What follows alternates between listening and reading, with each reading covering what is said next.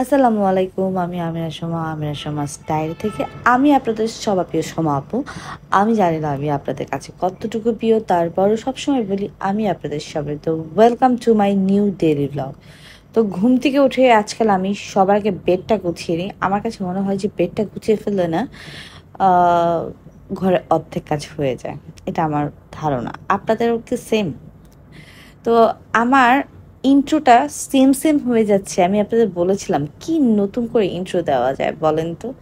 আমার তো না এটা বলতে না ভাল লাগে, এটা মুখস্থ হয়ে গেছে। নতুন করে বলতে গেলে না প্যারা লাগে। যাক গা। তো আমি সুন্দর করে বেডটা গুছিয়ে নিতেছি। তারপর হচ্ছে কালকে যে ধোয়া কাপড়গুলো ছিল শুকাইছে, এগুলো বারান্দা থেকে নিয়ে এসেছি। তারপর হচ্ছে এই যে এই বেডটাও গুছিয়ে নিই। আমি আজকে তাড়াতাড়ি করে ঘর গুছাইতেছি, কারণ আজকে আমার অনেক কাজ। তো বুঝেই গিয়েছিলেন যে ইন্ট্রোতে যে ভিডিওগুলো ছিল। সো এখানে হচ্ছে আমি আলু ডিম সিদ্ধ দিয়ে দিতেছি একটু বেশি করে, কারণ হচ্ছে আমি আজকে আমার নেইবার্সদের সাথে আমার ইফতারি শেয়ার করব।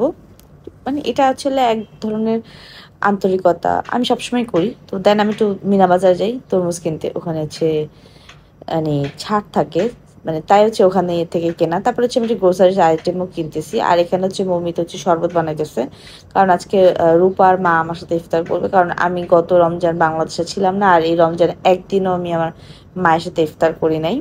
তো আজকে আমার মা আমার সাথে ইফতার করতেছে। এখানে আমি একটার পর একটা বানাই নিতেছি, কারণ টাইম খুব অল্প। আমি প্রথমে যে আলুটাকে রেডি করে নিছি টপের জন্য, ডিমের আর হচ্ছে আলু চপের জন্য, আর তারপর ছোলা বানাই নিছি। তারপর আমি এগুলো ভেজেও নিতেছি। রূপা আসলে থাকলে অনেক হেল্প হইতো, বাট রূপা আসছে শেষের দিকে আসে, কারণ ওর অফিস ছিল। কারণ কি করবে, চাকরি করে। তো এখন চাকরি করলে তো টাইম নিয়ে আসতে পারে না। তারপরও আসছে ইফতারি ঠিক একটু আগে আগে। তারপর এসে আমাকে অনেক হেল্প করছে। মুভি তো হচ্ছে আমাকে আজকে ভিডিও করতে হেল্প করতেছে, কারণ আজকে আমি এক হাতে ভিডিও করতে পারতেছি না। আমার চপগুলা না বেশি ভালো হয় না, হ্যাঁ, কারণ আমি না ইফতার বানাইতে পারি না। আমি লাস্ট ইয়ার আর এই বছরই ইফতার বানাইতেছি। আর তার আগে সবসময় রূপাই বানাইতো আমার মায়ের বাসা থাকতাম যখন।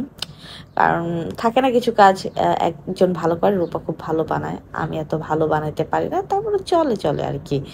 মানে মানে হয়ে যায় আর কি। মানে একদম ফেলাও যাবে না, খাওয়াও যাবে, চলে আর কি। তো এখানে হচ্ছে আমি একটু পাকোড়ার জন্য রেডি করে নিতেছি। এখানে হচ্ছে গাজর, বাঁধাকপি আর আলু, আর হচ্ছে কর্নফ্লাওয়ার আর হালকা বেসন, আর সব ধরনের মশলা।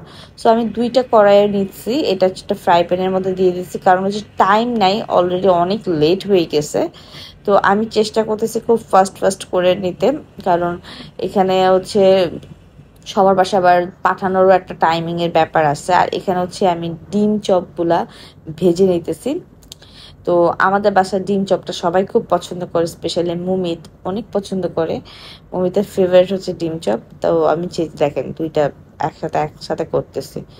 তো সবার ফেভারিট ইফতার কি কমেন্ট করে জানাবেন তো। আমার না বেগুনি ভাল লাগে।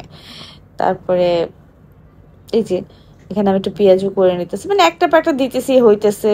তারপর এখানে আবার সব ফ্রুটস ট্রুসও কেটে নিছে আমার মা আমার অনেক হেল্প করে, সব কিছুতে হেল্প করে একদম। আমার মা আর অনেক কিছু ছাড়া আমি অনেক কিছু পারবো না, জানি না আমার মা ছাড়া আমার কি হবে। তো এখানে দেখেন সব কিছু আমার মা একদম ফ্রুটসগুলো কেটে টেবিলে রেডি করে দিচ্ছে। দেন রূপা আসছে, রূপা এসে প্লেট গুছাই দিচ্ছে, আর মুমি গিয়ে দিয়ে আসতেছে।